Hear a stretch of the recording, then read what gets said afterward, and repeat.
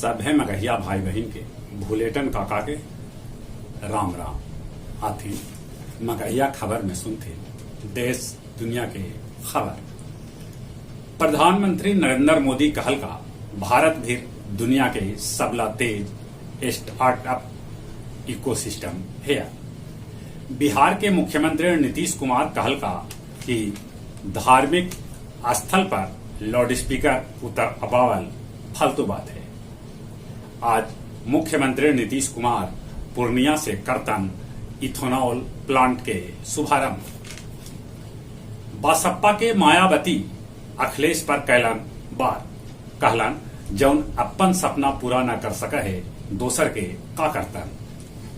कोयला के कमी से जुझई बिजली घर के कोयला आपूर्ति लेल रेलवे 660 गो यात्री ट्रेन के 24 मई तक रद्द कर दिलक। उड़ीसा के 10वीं परीक्षा में शामिल होलन 56 वर्षीय उड़ीसा के विधायक कन्हार। पटियाला में खालिस्तान विरोधी मार्च पर पथराव कैल गेल, ओकर बाद वहां कर्फ्यू लगा देवल गेल। कैमूर के मुंडेश्वरी धाम में मुंडेश्वरी महोत्सव आज से शुरू। अभिनेत्री जैकलीन के 7 करोड़ के संपत्ति ईडी कैलक जब्त। रूस यूक्रेन के बीच लड़ाई के आज 66वां दिन है। रूस लगतरिये यूक्रेन पर कर रहा है हमला। आखिरकार श्रीलंकाई राष्ट्रपति अपन भाई के प्रधानमंत्री पद से हटावे पर हो गलन है राजी। पाकिस्तान से चीनी लोग वापस अपन देश लौट रहलन है। गया के डीपीआरओ पर लगल यौन उत्पीड़न के आरोप। गया के डीएम त्याग राजन 3 सदस्यीय जांच कमेटी के कैलन गठन।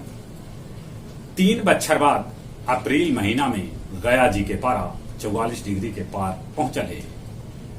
गुरारू के कोची गांव भी एगो ऑटो से 312 बोतल विदेशी दारू पुलिस बरामद कैल। अब कुछ खेल के समाचार। आईपीएल में Lucknow super joints Punjab Kings के 20 रन से हरौलक। पीवी सिंधु एशियाई चैंपियनशिप में पदक आखिरकार पक्का कर लेला। बोरिस बेकर के होयल 2.5 बछर के जेहल। ऑस्ट्रेलियाई टीम श्रीलंका दौरा लेल घोषित कर देवल गेल।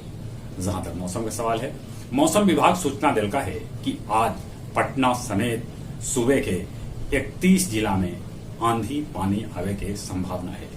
गर्मी तो बढ़ ही रहा है। गर्मी से बचते, कोरोना से बचे लेल मुंह और नाक पर मास्क जरूरी लगाते। चली अपने सभी के एक बेर फिर से भूलेटन काका के राम राम।